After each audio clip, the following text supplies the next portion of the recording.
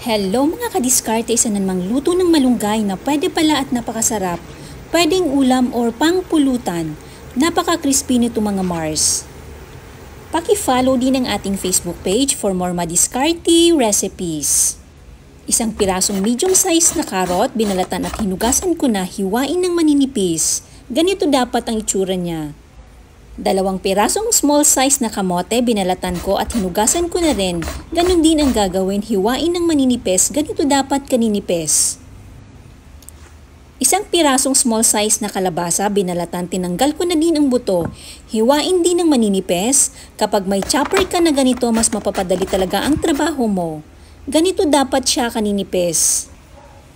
Pagsamasamahin na sa isang malaking bowl ang carrots, kamote, at ang ating kalabasa. Kailangan din natin ng 1/4 kilo na toge, hinagasan ko na rin. Dapat po walang tubig kaya strain nyo ng 15 minutes para tumulo ang excess na tubig or gamitan po ninyo ng spinner. Maglalagay din ako ng malunggay, mas marami mas maigi. Kayo na po ang bahala kung gaano kadami ang ilalagay ninyo. I-mix all together lang. Maglagay din ng 2 pirasong itlog, haluin lang mabuti. Once nahalo na, maglagay din ng 1 cup na crispy fry mix, yung color red po ang gamit ko. At 3 cups na rice flour, 2 batch ang gagawin natin paghalo. Haluin lang. Para sa kompletong listahan ng ingredients, nasa dulo po ng ating video. Isama na ang natitirang rice flour. Once nahalo na, maglagay ng 2 cups na ice po ito. Huwag maglagay ng tubig, ice lang po dapat. Haluin hanggang sa maging sticky ang consistency. Kapag ganito na siya, okay na po ito. Ilagay sa freezer muna habang magpapainit pa ng mantika para hindi mawala ang lamig. Make sure na mainit ang mantika bago magprito. Kapag mainit na ang mantika, tsaka lang ilabas ang gulay sa freezer. Iprito hanggang sa maging crispy. Ilagay muna sa plato, imolde para magdikit-dikit. Bago i-slide patagilid.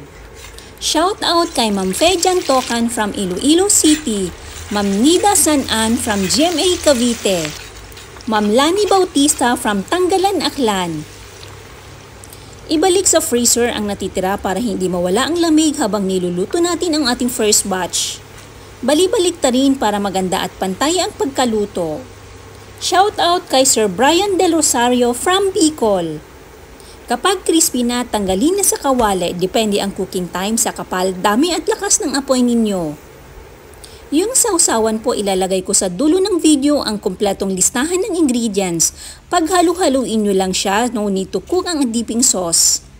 Shout out kay Ma'am Rosalina Katindoy Baktong Gaspay from Leyte. Sir George Nabong from Riyadh, Saudi Arabia.